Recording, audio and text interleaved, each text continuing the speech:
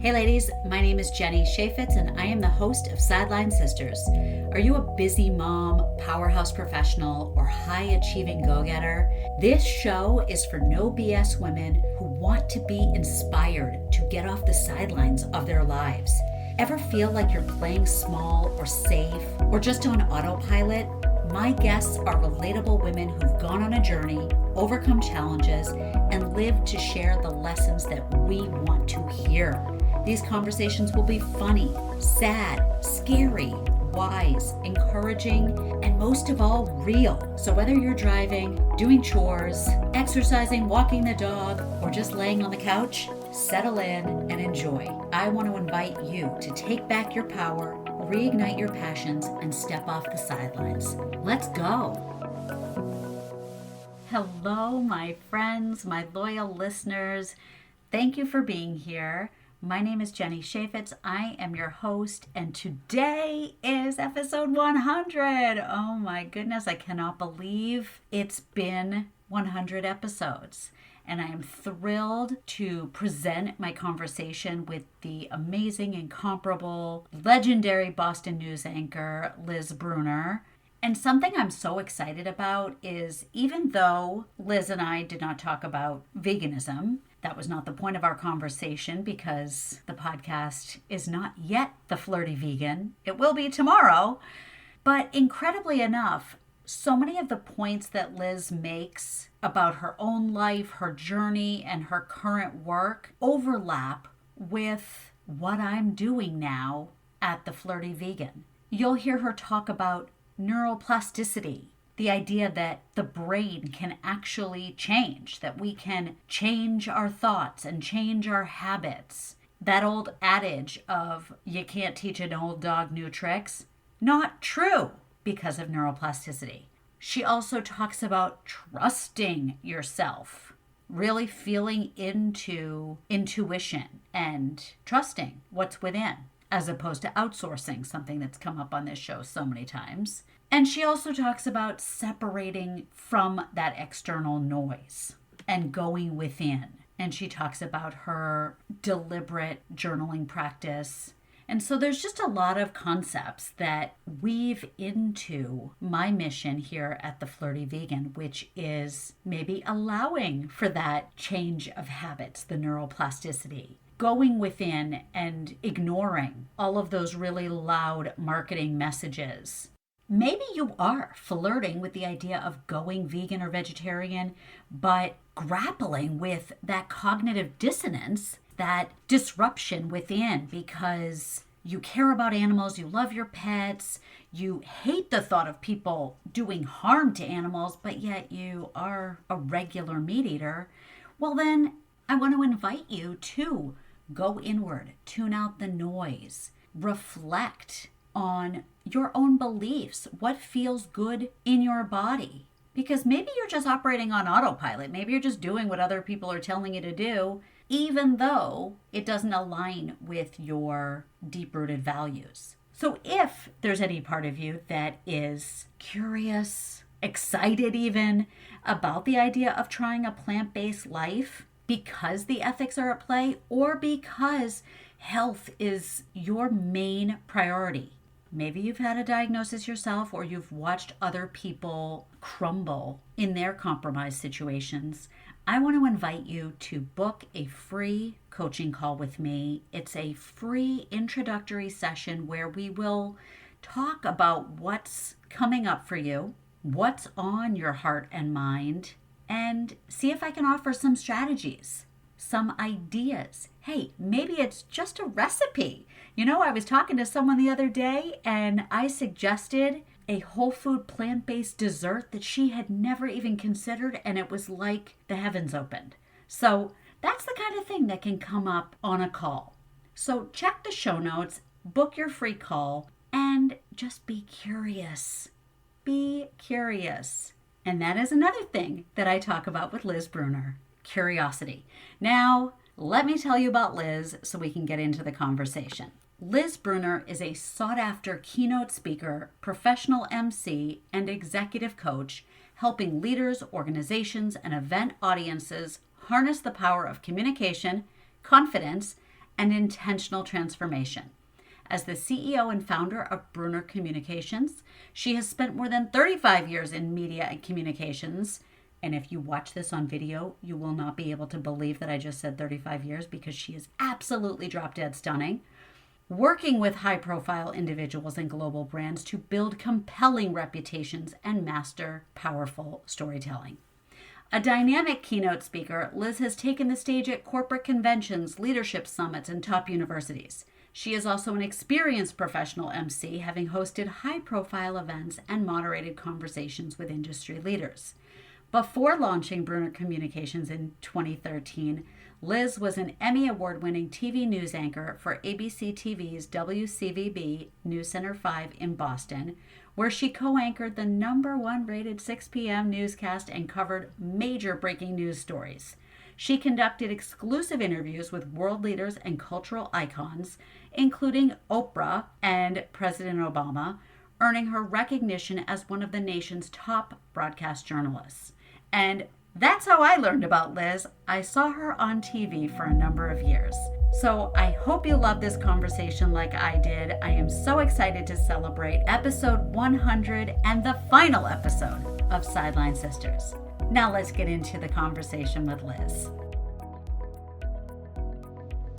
Well, I am super excited to be celebrating episode 100 with this very special guest, Liz Brunner. Welcome to the show. Oh, it's so great to meet you, Jenny. We've been going back and forth with emails for so long, and it's just wonderful to finally truly connect. Yes, and it's so fun to go down that rabbit hole spiral of who do you know and how are we connected, and it's just nice to see that the person across the Zoom screen is actually a real human who knows people and has relationships, and sometimes they intersect, which is really fun. And that certainly has happened with us. We had a chance to sort of dissect some of that before we began recording, so that was fun. Yeah. So for the listeners who are not in the Boston area, I just want to let them know that this is just such a treat to be in the Zoom room space with someone that I have admired from my couch to the small screen on the wall. It's just really exciting to sit with you and have this opportunity to go way deeper than what's the expression, not puppet head, bobblehead, whatever, the head on the screen delivering the news, that there is a really deep feeling person within I'm a you. human being, just like Yes. everybody else. Yeah, I know. And as we were just talking offline, we forget that celebrities are just humans whose names are more recognizable. You know, it's funny because I don't consider myself a celebrity, and I really never have. And I kind of, yes, I know I'm a public figure and have been, but I'm just Liz. I'm Right. really just Liz. And my job, because I was on television every night delivering the news, just happened to be a profession that people got to see what I did, as opposed to other people who may be a librarian, or Right. even for yourself when you were baking and cooking. You know, it's just a different world. Yeah. But lucky for me, it is a world that gives me a little bit of credibility to certain people in my life, like my dad, who doesn't really understand what I do when I get on these podcast interviews. But when I said to him, I'm interviewing Liz Brunner, all of a sudden the antenna perk up. Oh, really? Oh, so this podcasting thing is a real thing, like a real thing that Liz would make time to do and engage with you. Yes, this is legitimate. So thanks again for that.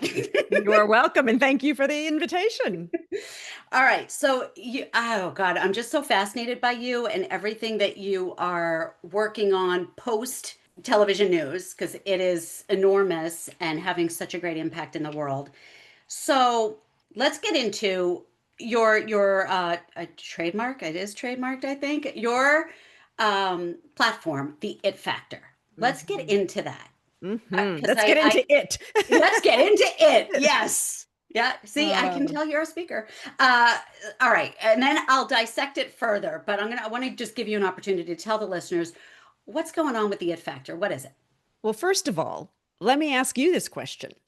When you have been somewhere and you see somebody walk into a room, or even someone on television, or it's a politician or a celebrity or just an ordinary person, and you go, wow, they have something. They have this charisma, this energy, this confidence, this presence. You recognize it, right? Yes. That is the it factor. And I believe every single person can have the it factor through intentional transformation. It factor, Yeah. intentional transformation. And it is about aligning your physical, your mental, and your relational self. And all of that, when in alignment, affords you the opportunity to have more confidence, to have more presence and authenticity, and all of that leads to more influence. And I love talking about this particular topic because it encompasses everything that I've been coaching on for the last 12 years since I left television. In fact, I just celebrated my 12-year anniversary. I can't believe it. I can't believe it. I feel like I just turned on the news and saw you last week. Well, it was 12 What years happened? ago. And so it's so important because I've now developed this framework after working with top leaders around the world, C-suite executives, also middle managers, but people who have come to me wanting to understand how they could have more presence. How could they be a better storyteller and share their message? How could they have more confidence? And how could they be a better leader?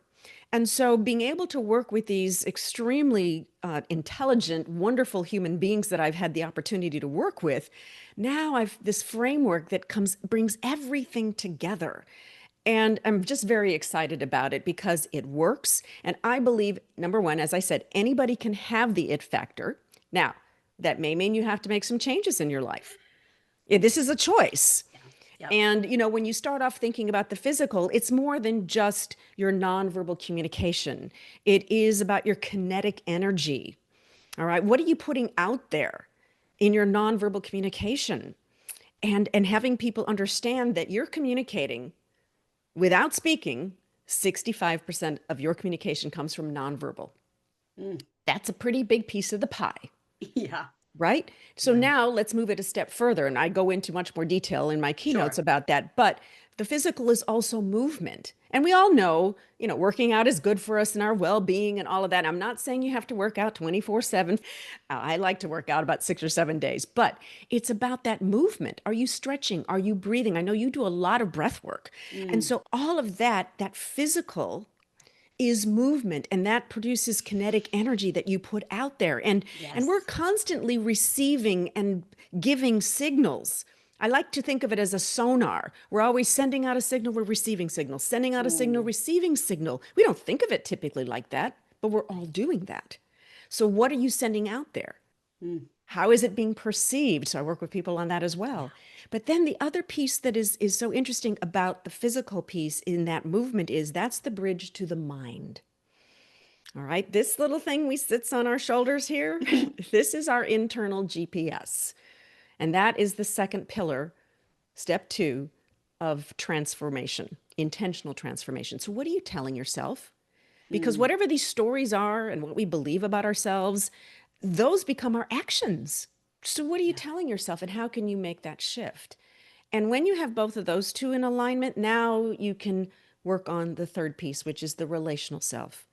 And the relationship that you have with yourself is a relationship you're going to have with everybody else. And so when you bring all these things together, this is not just for a personal transformation. This is about also professionally, when companies have teams and members that are intentionally transforming, that have the it factor, these companies are more trusted. They're more purposeful. They're more intentional. So it's all about organizational transformation and cultivating that as well. So it's a lot of pieces. I know I'm just sort of touching on them a little bit, but it works and I'm so excited about it. And we have a choice every single day, whether or not we want to transform or stay where we are. Yeah. It's a choice every day. This is so interesting to me because, again, I go back to seeing you on television and the persona that you presented. At what point in your either TV career or maybe it wasn't during then and it was later, at what point did you realize the pillars of the it factor and you? Did you feel like when you were on TV, you had all these three things under control? Gosh, no. Okay. No. I mean, I didn't have them put together in this framework, if you will. So was I physical and active and movement? And yes. And did I know what my body language conveyed? Did I know the research and the science behind it? And that's what I love about the It Factor. I love uncovering the science and the soul behind it for people. So did I actually know all those numbers? 65% is nonverbal, Right. 35% is verbal, and how you use your voice. Did I know that specifically in those scientific terms? No. But did I know it internally? Yes. I knew that physical movement was important for well-being. I knew that my persona, if you will, nonverbal communication, how I dressed, where my eyes were looking, did I have a smile on my face? All of that conveyed part of my presence and the it factor. Did I know that my mind, was that big a factor? Not necessarily. I knew that I had my own issues of imposter syndrome and limiting beliefs. And I love the fact that I'm learning so much about neuroplasticity, which means that we can Yes. rewire our brains at any age with specific intentional practices and exercises. How wonderful is that? That's the best. It The absolute is, because best. we can change. We Yeah. can change our thinking. We can evolve our thinking, and we can grow into becoming more of who we were meant to be. So did I understand it from the scientific standpoint? No, but I knew all these little things in my head, the inner voices and the critics, where they were getting in my way. And then when it came to the relational piece, I don't think I had a label for it at that time. But again, as I've said, through the 12 years of working with people, I've now kind of brought all this together. I'm like, wow, this all makes sense. There's a framework that I've developed here, and it works. And I love sharing it with people. That's the best. So when you think about specifically the mental stuff, Mhm. the stories, the judgment, the negative self-talk, that noise that most people I know are walking around with, men and women, Yes. what were you hearing and how do you deal with it? Well, first of all, I think it's a very important point that you made, and I love to share this with people. This is about both men and women who either can feel imposter syndrome or limiting beliefs. Now, imposter syndrome is, oh, I feel like a fraud. I don't deserve this. The limiting beliefs are, oh, I'm not good enough. I'm not smart enough. I'm too old. I can't do this. I'm not enough. That's the slight difference between the two. And sometimes they cross over. And nearly Mhm. 3/4 of the population at some point in time will feel either one of those or both. Now, how did I feel it? Oh my gosh. I mean, when you're sitting in the coveted anchor chair and you have people who want your job, it's not easy. I questioned my own confidence many, many times. I'm probably more confident today than I have ever been in my entire life. And I'm in my mid 60s. How long did it take to get there? Right? And so when you're in that profession that is so competitive, you really have to find that rock. And for me, it was my faith, and I just had to keep believing in myself. And it was not always easy. I'm not going to lie. And so I've had to work really hard to get to that place of trusting myself. Mm. And one of the quotes from my mother, who is actually it's from my grandmother, no knowledge is ever wasted. And I love being able to share that with people because we know more than we think we know, and we have to learn to trust that. And Mhm. I am also a big proponent of really listening to my intuition. Yeah, And you have to separate the noise, which is not always easy because let's face it, there's so much distraction going on. indeed. But that's one of the reasons why I journal every day and have for 40 plus years. That's amazing. Yeah, I think that practice alone is huge. And I heard you say on our friend Jody Carrington's podcast, Yes. I heard you talk about journaling, and I love how you described it as a brain dump because I think that's so Yeah. important for people to understand is yes, there's a lot of good books out there and a lot of good influencers out there sharing journal prompts. And I've been known to share some myself. Me too. I probably still will, but I love the concept of the brain dump. Well, what I think is important is, first of all, there is no right or wrong way to journal. That's the first thing. Of Just course. start. Just do it. And for me, it's extremely extemporaneous. Whatever is on my mind, I just start typing. And I used to write handwriting. I can't read my handwriting anymore, but I now do it on my computer. And I just And start. see, right there, that's another thing to permission someone to do. Because I think a lot of people think I need a pretty journal, the right pen, and write until my hand cramps. Well, if that works for you, great. I used to handwrite in journals, Mhm. but then when I was traveling so much, it was this one more thing to carry. I was like, well, I'm already carrying my computer. Maybe I should just start typing Right. in my computer. There you And go. and now because my handwriting has gotten so bad and I can't read it, I'm like, what did I write down there? So and I don't care about the spelling. I don't care about punctuation. That's not the important piece. For me, it's processing what's going on in my brain and getting it out and being able to connect the dots of what I'm writing. And I'll go back sometimes and go, whoa. Like I'll have aha moments where I might have, like, it could be a week, could be a year, it doesn't even matter. But going back and seeing what I was kind of processing and thinking about, that's the way for me. I call it sort of a meditation, if you will. Some people might disagree. I don't really care. It's my way of meditating, in addition to reading like six different, devotional books, etc. But Right. it's for me the way that I process, the way that I listen to my intuition, because all of these things start to come up. And that's how I connect the dots for me. And that's how I listen to my angels, to the universe, whatever you want to call it, God, all of the above. That's how I listen to my own intuition. Yeah. It's like being your own, not that I'm discounting anything, but it's like being your own therapist, Yes. professor, Yes. neuroscientist. Like you have all of this wisdom You within you. do. You just need to freaking listen. Right. You know more than you think you know. Right. That's what I'm trying to share too. And my book, Dare to Own You, Taking Your Authenticity and Dreams into Your Next Chapter, was based on my grandmother's quote, "No knowledge is ever wasted." And the tagline was, "In the good Lord's sight." That's what she would say. But it truly is. And I think it's so important for people to understand that you do know more than you think you know. You just have to learn to trust yourself. Yes. You have to learn to trust yourself, and you have to give yourself permission to trust yourself and to listen to that and not discount it. Because sometimes you'll get those little nudges and they're just kind of quiet little whispers. And then sometimes you might be hit over the head with a frying pan. But you eventually, if you listen, you'll know. Well, that brings me to a question that you may or may not want to address, but we'll cross that.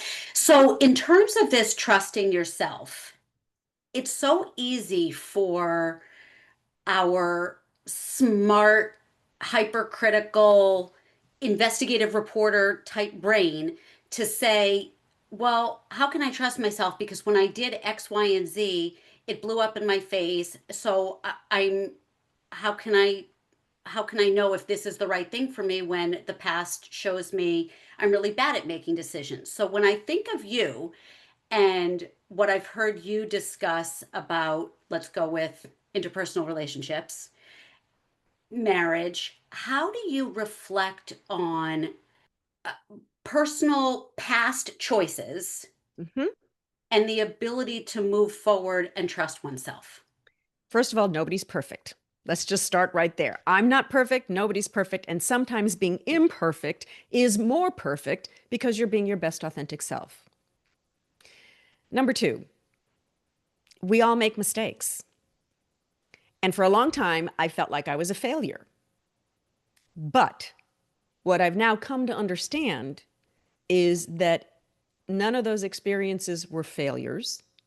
They were lessons learned. And did I learn the lessons? And failure is only the enemy if you don't learn the lessons. And look, I'm first big proponent of, hey, therapy is great. Okay. And so is journaling, because you begin to understand some of the things that you've done. And somebody recently asked me, do you regret any of the choices you've ever made? Well, some of them were maybe not the best choices, but I made them with the information I had at that time.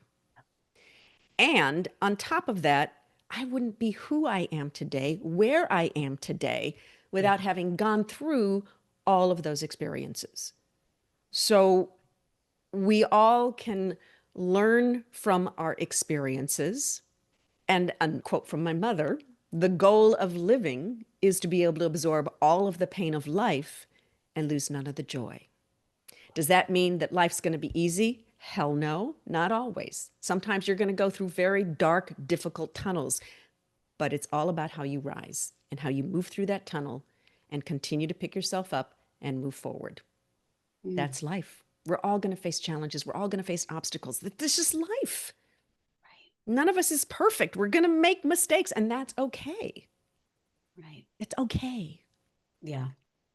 Yeah. To bring in a silly kind of lighthearted example, I don't know if you've seen the latest Charlie Sheen documentary on Netflix. No, I have not yet. Okay, it's highly entertaining, and I learned something really intriguing about him, which is he I believe turned down the role of the Karate Kid. Yes, I do remember hearing about that. Okay, yes. I didn't know that part of his story. Yeah. And so it's like you think regret, is that a big, I told someone after I saw that episode, I told someone about it. I said, did you know that Charlie Sheen could have been the Karate Kid? And they're like, oh, I bet he's been sitting on that one for 40 years regretting it. And I said, I don't know. Based on what you just said, there was a lesson there, I'm sure. And it actually stemmed from a lesson his father taught him at the time. He was contracted to do something else, and that's why he declined the Karate Kid. Does he regret doing, Aliens from the Underground Part 2? I don't know. But he stuck with that promise versus taking the new role. But I just thought, I don't know. I mean, would his life have turned out completely different if he had been the Karate Kid? We'll never know. That's not the way the path was supposed to unfold for him. The other thing about that is, and there is, I believe, some validity to this. We end up where we're supposed to end up. And maybe there was a detour or 2 or 3 or 4, but do we end up where we're supposed to be?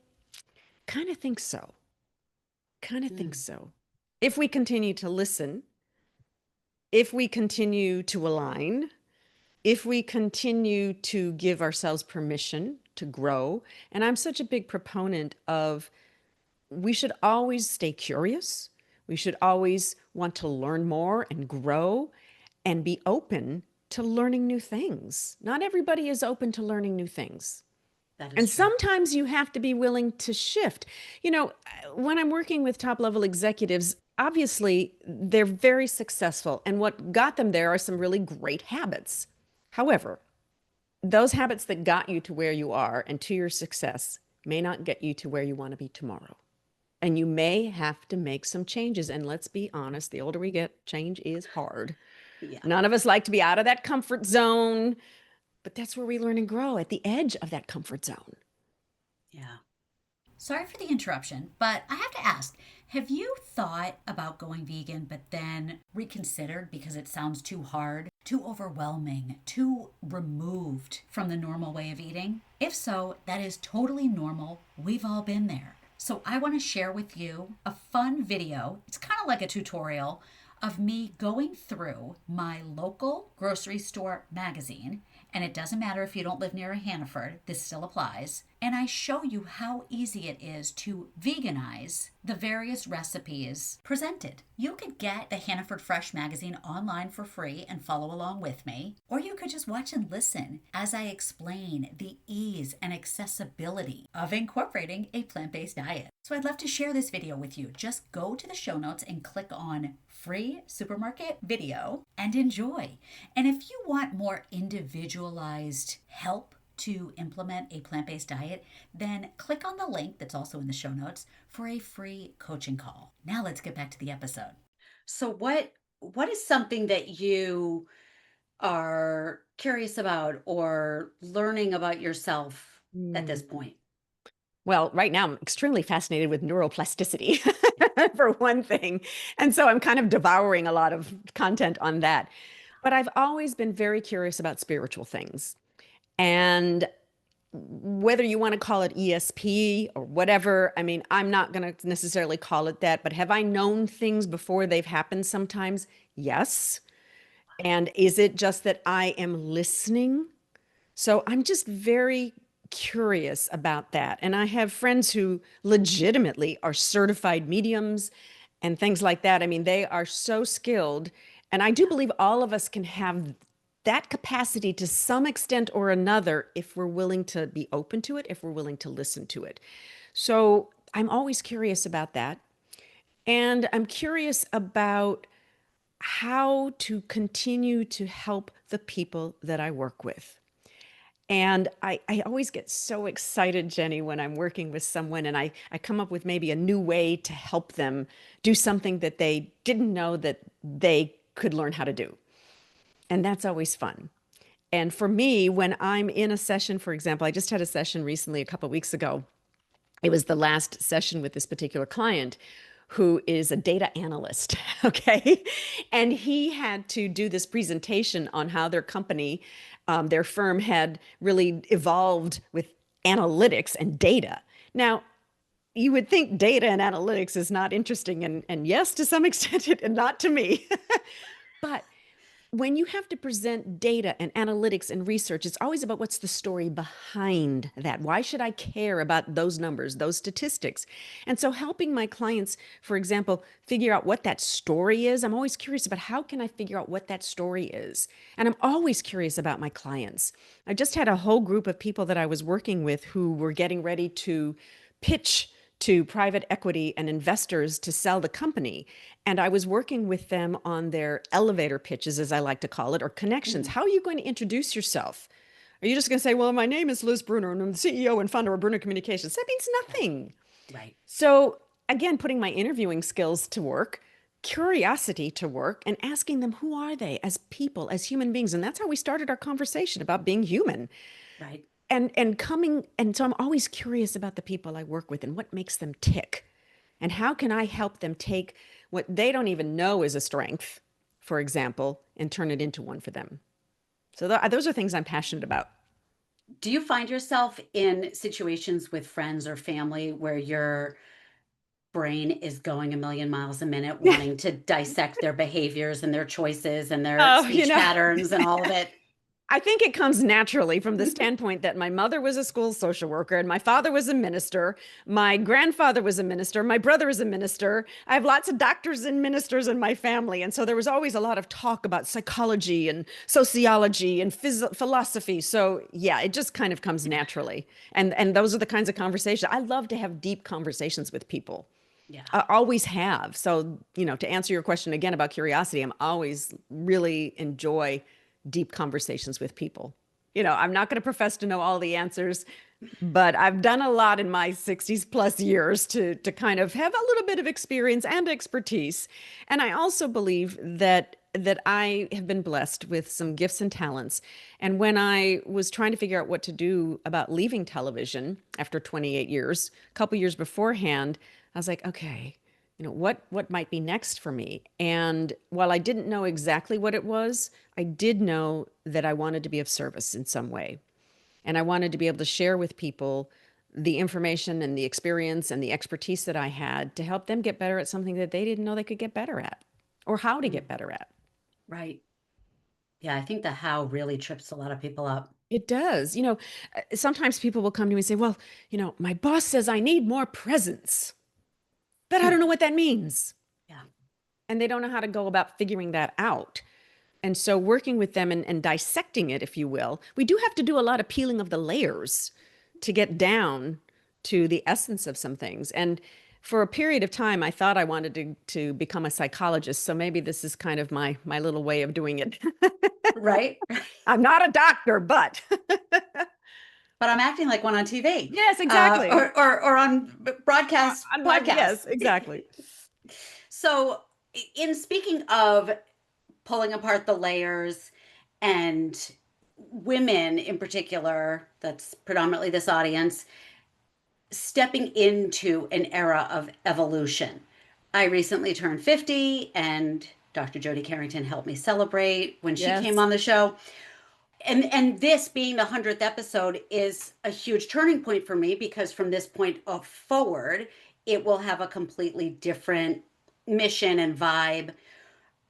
Can we talk about that? Like what is it that keeps women stuck in that cycle of it's too late, I'm too old, I picked my lane. I have to stay in it. What is that? Oh, there's so many pieces to answering that question. And the first of which is that they don't trust what they know. They don't trust themselves enough to think they could do something differently. They feel like, oh, well, I can't make a change. I've got too many responsibilities. I'm already overwhelmed. I mean, how do you expect me to change? I can't change. I've got parents and kids to take care of and this and that. And I'm on this treadmill that I can't get off of. I get Yes. it. I get it. It's scary. So being able to step back and trust that you know more than you think you know, and then being able to give yourself permission. And I think that's really hard for women at times to give themselves permission because we do get stuck in our heads. Oh, I'm too old. If I had thought I was too old at 54, leaving television, I wouldn't be where I am today. Yeah. And just, was I scared? Yes. I never ever wanted to own my own business. I didn't think I was smart enough to own my own business, Mm. let alone like I never ever wanted to own my own business. But I just had this knowing that this was what I was supposed to do. And it came after a couple of years of quietly and confidentially talking to leaders in the community saying, you know, if I want to do something else, I really have no clue what to do. I Yeah. really don't know. What do you think I'd be good at? But I had to be vulnerable and authentic enough to ask those questions. Now, some of the answers were pretty funny. Oh, well, I see you read the news every night. I'm like, trust me, it's more than just reading the news. Right. But then others would say to me, you're smart. When I admitted to someone, I said, I don't know if I'm smart enough to own my own business. He said, you're smart enough, you'll figure it out. Wow. That was like an amazing feeling of validation. Right. And then I had kind of narrowed it down to three different lanes, and I'll kind of explain a little further how women can kind of get out of that other piece just a moment. I'll share this story first, which is that I thought, okay, maybe I could be some communications expert for a company, I don't know who. And I didn't really have a timeline of when I thought I might want to go do something different. I just knew, things were changing in television. I needed to be thinking about that. And then I thought, well, I could be an executive director for a nonprofit, although I'd never done that before either. That seems to have not stopped me in the past. Or I could launch a business. And I remember sharing this with one of my mentors who said to me, Liz, you're well known, you're well respected, you have credibility. That is value. Why would you give that value to somebody else? Launch your business. If in 6 months or 9 months you don't like it, you don't have any clients, you can always go do something else. Jenny, in that moment in his office, a kaleidoscope went click, and I made the decision that I'm going to launch a business. And I had been playing around with a marketing team like, well, here's some pictures. Here's a URL, lizbrunner.com. You don't need to do anything for another 6 months, a year. I called him that day and I said, remember when I said you had 6 months? I said, you have 6 weeks. Because I knew I wouldn't have the courage if I didn't do it in that moment. Now, back up to how can you get out of your head with some of those imposter syndrome things and those limiting beliefs? First of all, that's just talk in your head. And we come to believe these things as fact. Right. When it comes to limiting beliefs and when there's zero truth to them. So sometimes it requires professional help to kind of uncover why in the world do I think that way about myself? Yeah. And also, can you flip it around? Okay, I just don't think I'm enough. I don't know enough. Okay, why? And you may not be able to answer it yourself, but start asking yourself, is that really true? And think about, well, I can't do this or I can't do that.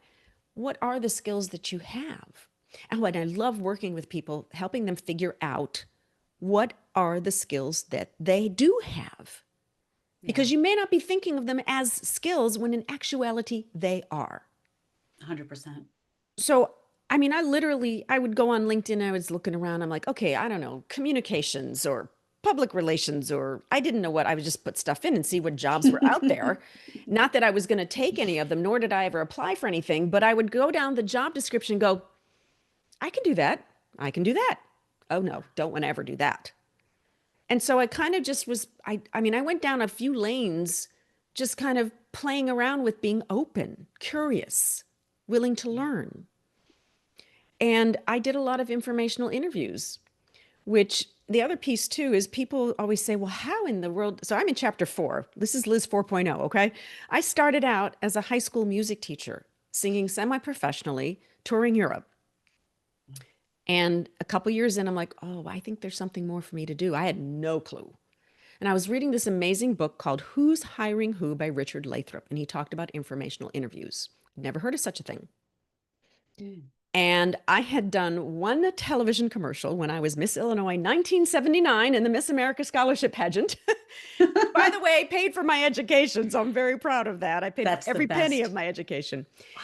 And so there were 2 television stations in Champaign-Urbana, Illinois, where I was living at the time, and I bravely, literally blindly called them up and said, you know, I think I want to do something in television. Do I need to go back to school? Do I need to get another degree? Is what I think I'm even interested in exist? Fast forward 6 months' time, a position was literally created for me at my first television station. And they wanted me to, I was what was my title? Oh, Community Relations Liaison. Mm. So fancy. Yeah. And I basically was just doing the public service announcements and helping the other anchors and reporters get out speaking engagements. And then suddenly they said to me, well, we want you to voice these announcements, these public service announcements. I'm like, oh, I don't know how to do that. I'm like, oh, sure. Okay, fine. No problem. I'd go into the sound booth. Today, the Kiwanis Club is going to have a pancake breakfast. Today, I mean, I didn't know what I was doing. And then they said, no, we want you to do these on camera. And then they had me doing my own talk show. And then they had me doing the weather. We had a 3-women weather team, Jenny, probably the only one in the country. That's awesome. Best training you could ever have for live TV because there's no script. Mm-hmm. So I did that at that station for 3 years. And then I got called to the station in Tampa, Florida, as the director of community relations. I was the only female in upper management. Talk about pushing through the glass ceiling. Yeah. And there was no one there to ask for help on. And I did a lot of listening. I did a lot of observing. And then within a very short period of time, they tapped me to be the morning news anchor. And oh, yes, you're going to keep your day job. So I was getting up at 2 or 3 o'clock in the morning, going into work. I'd do the news. Then I'd go put my manager's hat on. I worked 80 hours a week. Oof. Yeah. And I finally at a point was like, I can't do this anymore. And I took No. myself off the air. And I said, if God wants me to be back on the air, it'll happen. And a year Mm-hmm. later, my agent calls and says, there's this show Chronicle in Boston on WCVB TV, Channel 5, ABC affiliate. And so I came for Chronicle. And within a year, tap on the shoulder, they wanted me to do the eye opener, the early morning newscast. I'm like, I can do this. I've done 2 jobs before. I must have a sign on my back that says, give me 2 jobs to do at the same time. Right. So again, I was working a gazillion hours. Mm. And before long, I ended up only in the news department, and the rest is history for 28 years. But my point in sharing this story is people are like, how did you go from doing this to doing what? This now? And now you have this business and you're. So it's all been storytelling and using my voice. I'm connecting the themes and patterns and the dots of my life. I know more than I think I know. When I was singing and teaching high school, we were sharing stories through song using voice. As a news anchor, I'm sharing other people's stories using my voice. As an executive communications coach, I'm helping other people learn how to tell their stories and how to use their voice well with all my vocal training. And now as a keynote speaker and an author, I'm sharing my story using my voice. Those are my themes and patterns. Those are the dots that I was able to connect. And I love helping people figure out, again, you know more than you think you know. Wow. That's so cool. All right. So let's see, Liz Brunner, leadership genius, on the spot. Connect the dots of my life. Okay. Okay, go I'll for leave- it. I'll Give leave out- it to me. I'll leave out the first couple of jobs that were. Why? No. Because, Well, I mean, okay. out of college, I worked at a PR agency for a year. Okay. Then I worked at an art gallery for a couple months. Okay. Then I worked as an aide in a school in an elementary school, which prompted me to go back for my master's, and I became an elementary school teacher. Yep. Then I had children, left teaching, and opened my own food business, which, by Hmm. the way, I was in the first iteration of it, I was featured on Chronicle in New Hampshire. Oh my gosh, I Oh, love it. side note with Tiffany Eddy. And then after closing up the mobile bakery, coincidentally, right before the pandemic, I have now found myself in coaching and now specifically vegan lifestyle coaching. Okay. All Well, right, three, two, okay. one, go. Yeah, I was going to say, on the spot. First of all, when you were a teacher, think about this. Being a teacher is also like being a coach. Yes, that Okay. that I So see. you can connect those dots, Yep, correct? yep. Okay. When you were working in an art gallery and or your food business, both of those are very creative professions. Yes. In your PR agency, you were learning how to market yourself, market your other products. You are now marketing you. Yes. So all of those things are connected to where you are today. And even your veganism, understanding food and understanding how your life revolves around it and the challenges you've had, but also now what you're doing to help other people move through those challenges with some of the changes that you have made and why and how. So that's how I would initially connect your dots Wow. on And the obvious, spot. right. Obviously, your work is a little more, A little more uh, complicated than that, and we could dig yes, deeper, but that's but a that's story for fine. another day. Yes, I'm not in the C-suite, so I'm Yeah, not your target audience, but do but you want, but I'm hoping that your listeners understand that you know more than you think you know. I keep coming back to that, but it's about, okay, what did I learn in that PR agency? What did right. I learn when I was in an art gallery? Why did I like it? Or why did I leave? What was it Right. about teaching, regardless of the fact that it was only elementary kids, perhaps? But what was it about that? And then in your baking business to now your coaching, all of those things do intersect at some point in time. Yeah.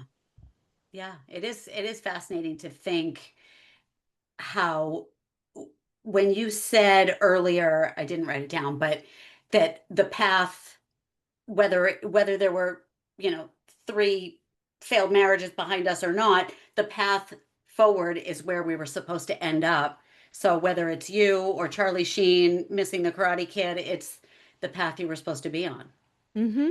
And I'm where I'm supposed to be. Right, right. And Yeah. that everything I did that led me to finally embracing my passions at 50, Right. like you said, in your 50s to finally pivot and step into this new identity. I want people to hear that there is no expiration date. Mm-mm. I'm such a big proponent of no matter how happy you are in your career, no matter how much money you may be making, wonder what else I might do someday. Right. And there's no harm in exploring. There's no harm in learning. There's no harm in asking, Yeah. questioning. I I love Retirement they isn't, yeah, I'm sorry. yeah, Retirement is no, not I'm sorry. retirement. Retirement Right. is not retirement.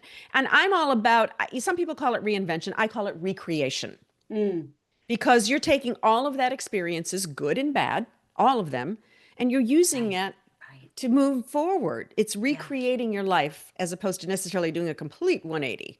Yeah. I mean, it's like taking all the Lego bricks, taking Exactly. apart the Death Star and building something new. Exactly. Yeah. Yeah, that was very clear, very visual for the multi learning types to see that there is just so much possibility ahead of us. It makes me so sad when people think I'm in this stage of life and it is what it is. I've already spent 30 years doing this, so Hmm. whatever. But then it makes me happy when I hear friends in their 50s who are on LinkedIn poking around and Right. applying for other things. Why not?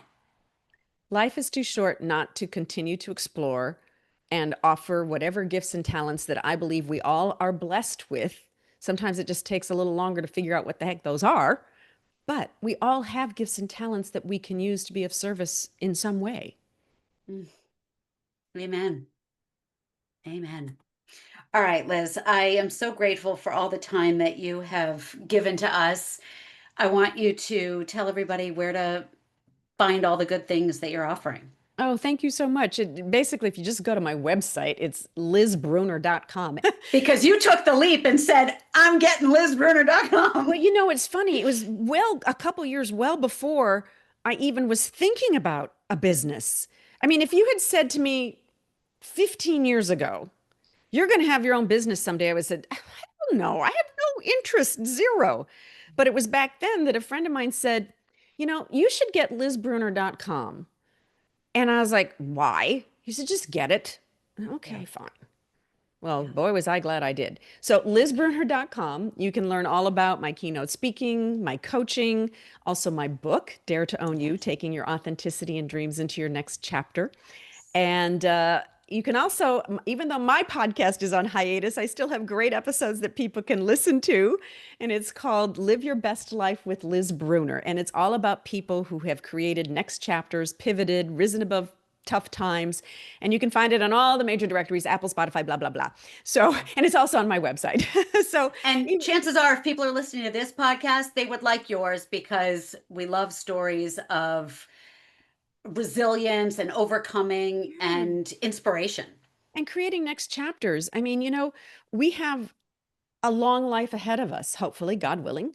Yeah. Let's make the most of it. Let's make the best of it and really go after what we want. Mm, another amen. Clearly, you know what you're doing in the speaking department. Oh, you know what I love about keynote speaking is just the energy exchange, Jenny, with people, and even just having this conversation with you. Yes. It's about that energy that's exchanged and ideas that can be shared.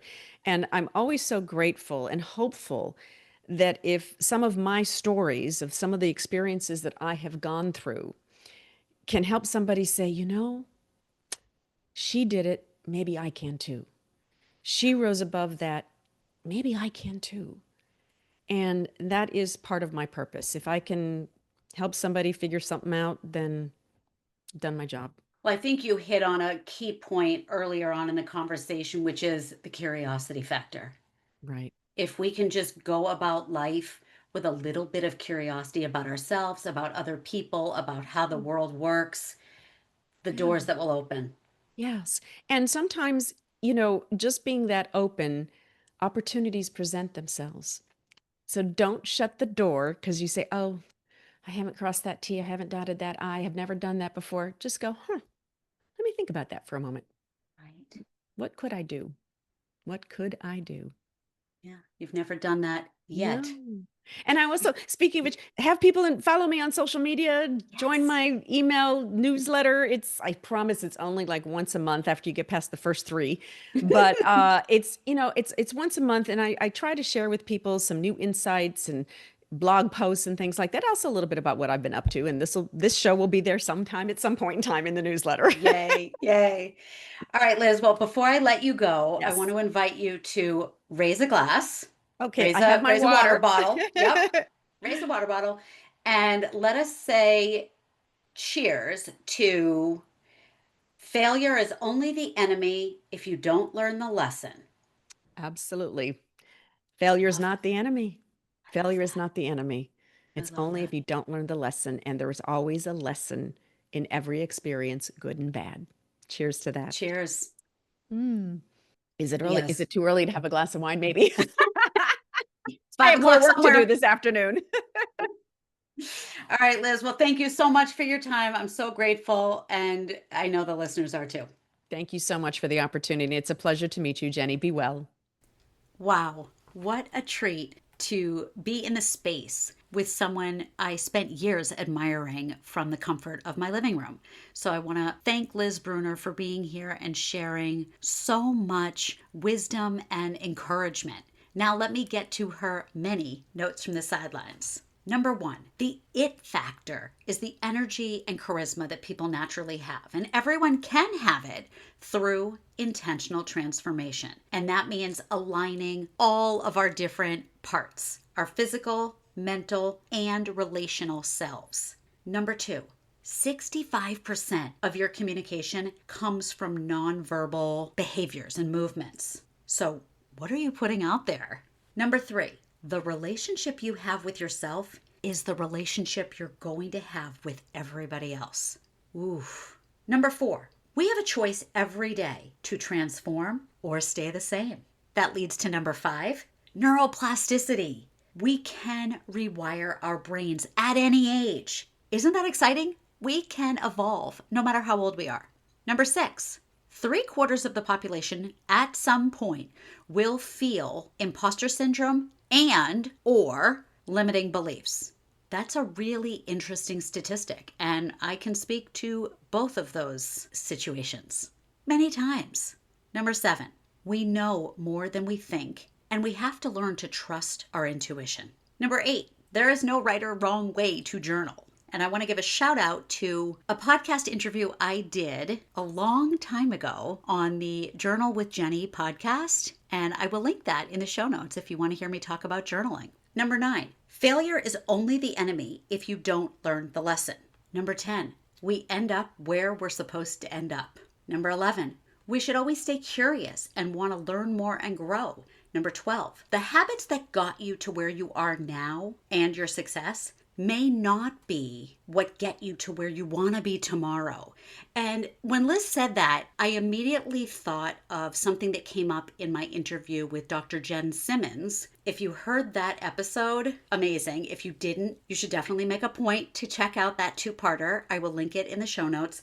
The thing that Dr. Jen said that to me was the most powerful was you can't heal in the same environment that got you sick. Kind of aligns with what Liz just said.